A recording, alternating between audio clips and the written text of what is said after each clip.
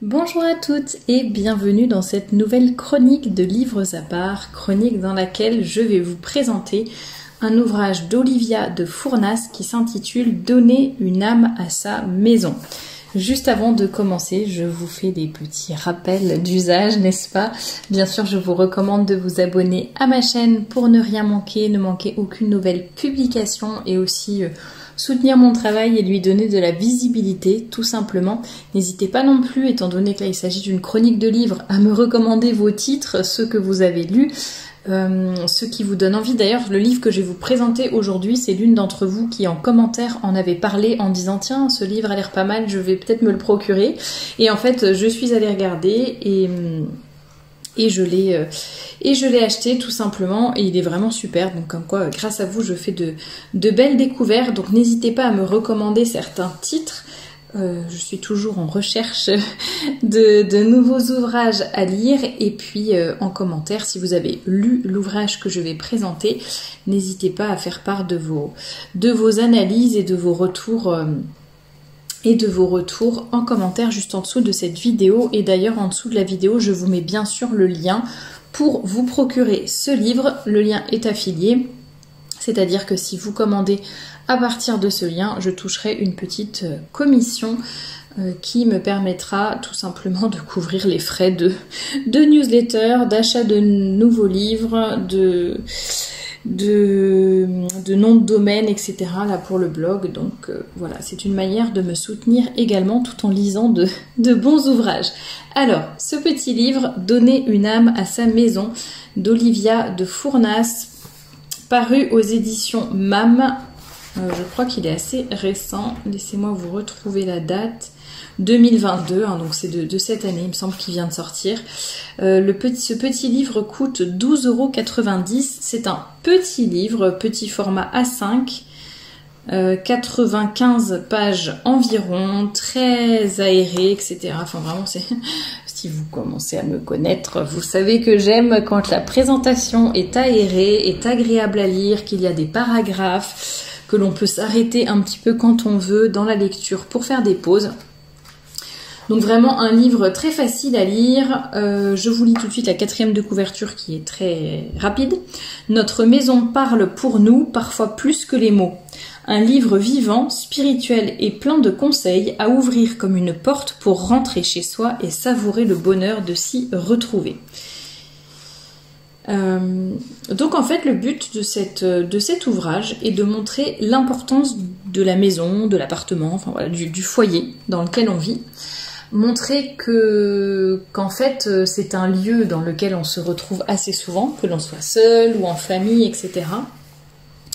On y passe du temps et ça n'est pas anodin. Et avec un bon foyer, en se sentant bien dans notre foyer et en y accueillant les autres également, il y a beaucoup de choses qui peuvent se passer, ne serait-ce qu'au niveau matériel bien sûr, mais au niveau spirituel, au niveau des liens familiaux ou amicaux. J'ai vraiment énormément aimé ce livre. Je vais vous lire la table des matières, comme ça vous donnera un peu plus une idée des thèmes qui sont abordés. Choisir le lieu où j'habite. Un projet familial, accueillir ses proches, accueillir des inconnus, de l'importance des maîtres de maison, Dieu dans chaque pièce, déco cateau et coin prière, ordre ou désordre, les rituels, déménager et transmettre. À la fin de chaque chapitre, donc au début de chaque chapitre déjà il y a une petite citation en rapport avec le titre du chapitre. Par exemple, le chapitre « Accueillir des inconnus », la citation c'est « Le bonheur n'est réel que lorsqu'il est partagé », par exemple. Et à la fin de chaque chapitre, il y a un résumé de ce qui a été dit sur vraiment une demi-page. Donc c'est vraiment rapide. Et je trouve que ça aide encore plus à intégrer et vraiment à méditer tout ce qu'on a lu. Donc par exemple, le chapitre 3 qui s'intitule « Accueillir ses proches », en résumé, suggestions pour que l'invité se sente attendu, adapter son emploi du temps en fonction de son invité, envoyer des instructions précises pour rejoindre la maison, adresse détaillée, code d'entrée par exemple, le jour même attendre l'invité à la gare ou sur le pas de la porte, ouvrir le portail, avoir mis en ordre la maison, dresser la table, préparer un apéritif ou un repas, Prendre le manteau de l'invité et indiquer un endroit où déposer son sac, préparer la chambre avec des fleurs, le code Wi-Fi, une serviette de bain, des échantillons de parfumerie et une Bible ouverte, glisser une bouillotte dans le lit s'il fait froid. Voilà, je vous lis pas tout dans son intégralité, mais donc vous voyez, c'est vraiment un livre, encore une fois, pratico-pratique et en même temps tellement profond, je trouve, et qui nous élève vraiment. Donc à la fois, il y a ces petits conseils du quotidien faciles à mettre en place et qui sont vraiment des cas pratiques, et en même temps, ça nous fait réfléchir énormément à notre foyer, à la façon dont on y vit, à la façon dont on l'agence, à la façon dont il va nous laisser monter vers Dieu, à la façon dont il va nous permettre d'avoir une vraie vie de prière, une vie profondément catholique et spirituelle. Donc vraiment, j'ai beaucoup aimé ces deux aspects qui se mêlent très bien l'un à l'autre. Je n'ai pas appris énormément de choses dans les conseils pratico-pratiques. Vous voyez, par exemple, ceux que je viens de vous lire pour que l'invité se sente attendu. Ceci dit, je pense que ça dépend énormément de l'éducation de chaque personne, de comment les choses se sont faites chez vous, dans votre enfance, dans votre adolescence, tant que vous viviez chez vos parents, par exemple. Mais on n'a pas tous des bons exemples, forcément, on n'a pas tous vécu ces situations. Donc je trouve ça très bien d'avoir, au pire, ce qui sera un rappel, hein, si c'est des choses que vous connaissiez. Voilà, ça peut être une petite piqûre de rappel et vous aider. Il y a beaucoup de choses, j'ai beaucoup aimé aussi le chapitre sur l'ordre et le désordre qui est très équilibré. Le but n'est pas d'avoir un intérieur qui est complètement immaculé, javélisé et dépourvu de vie, mais c'est pas non plus de dire c'est une maison, c'est vivant, il faut qu'il y ait du bazar partout. C'est vraiment, tout est dans l'équilibre, tout est aussi dans la suggestion, dans la réflexion. C'est vraiment à nous après de faire un petit peu notre cheminement après la lecture, de méditer ce que l'on a vu et ensuite de mettre en application dans notre maison, dans notre foyer, tout simplement. Donc j'ai vraiment trouvé ça, c'est vraiment un petit livre mais qui fait chaud au cœur, je trouve. Je sais pas trop comment l'expliquer, mais ça donne à notre foyer, à notre maison, une autre dimension. Je trouve qu'on voit les choses un petit peu autrement après ce genre de lecture. Et on voit l'importance aussi des rituels, ça j'ai trouvé ça mais super intéressant. En plus l'auteur parle, je crois que c'est dans son introduction qu'elle explique qu'elle a été un peu...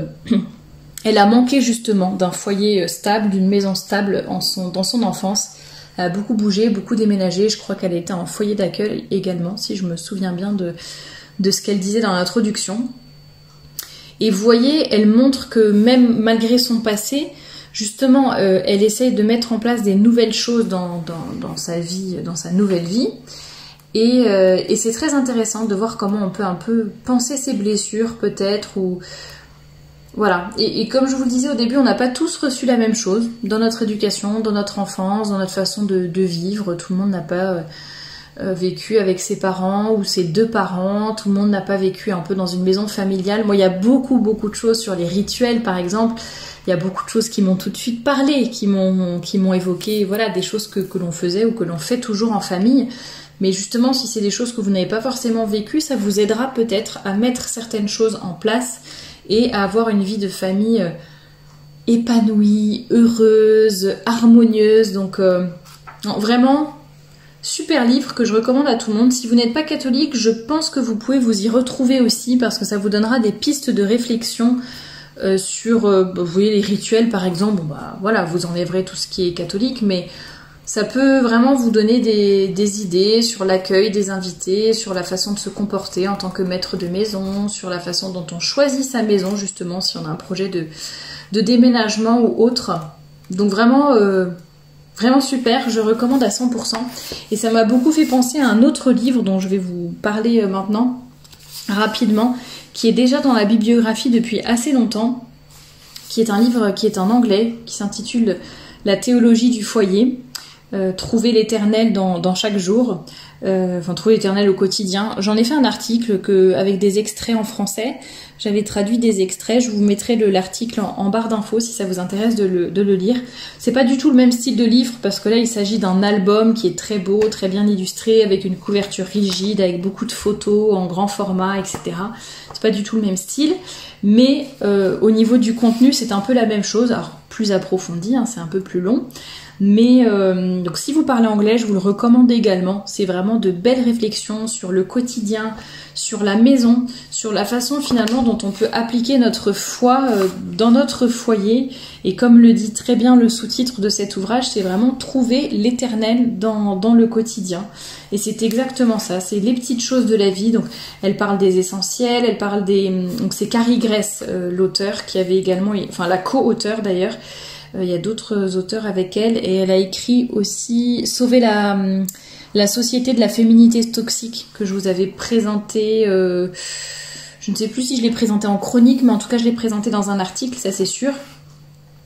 Donc elle parle des éléments, la lumière, la nourriture, la sécurité, l'ordre, le confort, l'hospitalité. Et au-delà des murs, l'équilibre, le départ, et Marie qui était maîtresse de maison, je pense qu'on peut le traduire comme ça en français. Donc vraiment, vraiment super. Je vous invite, bon, si vous n'avez pas envie de vous procurer cet ouvrage, au moins je vous invite à aller lire tout simplement les extraits que j'en ai mis sur le blog. Ça vous donnera une petite idée de son contenu et ça ne peut que vous élever, j'allais dire. Je vous mettrai des extraits du livre d'Olivia de Fournas, Donner une âme à sa maison, que je vous ai présenté aujourd'hui. Je vous en mettrai également des extraits sur le blog. Je vous invite vraiment, alors soit à consulter le blog régulièrement, soit à vous abonner à la newsletter. Le lien est dans la description. C'est une newsletter qui est gratuite. Bien sûr, il y a une partie qui est du contenu exclusif qu'on ne retrouve pas ailleurs, mais il y a également une partie qui est un peu le résumé de la semaine et qui vous remet les derniers articles publiés, les dernières chroniques, podcasts publiés, et ça vous permet de ne rien manquer. Donc par exemple, si vous êtes intéressé par ce livre et que vous avez envie de guetter un petit peu la sortie de l'article dans lequel j'en donnerai des extraits, eh bien n'hésitez pas à vous abonner à la newsletter pour ne rien manquer et pour avoir ces extraits du livre et puis qui vous donneront peut-être envie de l'acheter. En description, je vous mets quand même également le lien pour acheter le livre de Carrie Gress, Théologie du foyer, Trouver l'éternel dans le quotidien, si vous avez envie de l'acheter. Mais ceci dit, le lien est aussi dans l'article du blog. Mais comme ça, voilà, si vous voulez un peu des livres sur cette thématique, je pense que vraiment ça peut vous intéresser. Moi, je trouve ça assez... Vous voyez, je vous parle souvent de l'habillement sur la chaîne parce que c'est vraiment le thème de la chaîne. Et puis, la maison, c'est un peu aussi ce qui va habiller notre vie. Enfin, je sais pas comment dire, mais on va y être tous les jours. C'est ce qui va nous entourer. Ça a un aspect pratico-pratique, c'est sûr. C'est 4 murs, c'est dormir au chaud, c'est être en sécurité et se retrouver en famille. Mais il y a tellement de choses au-delà de cela qui se passent dans un foyer, entre ces 4 murs justement, que je trouve que ça vaut le coup vraiment d'y réfléchir. Et puis ne serait-ce que pour la transmission dont il est question dans le dernier chapitre, voilà, chapitre 10, la transmission dont il est question aussi. C'est super important c'est pas tellement l'héritage, enfin si c'est l'héritage, mais l'héritage surtout spirituel, mais bon, donc vraiment je vous conseille ce petit ouvrage qui est facile à lire, qui permet de réfléchir à des choses vraiment intéressantes par rapport à notre maison, à notre foyer, quelle que soit votre situation d'ailleurs, que vous soyez seul, que vous soyez en famille, que vous ayez une grande famille, une petite famille, enfin...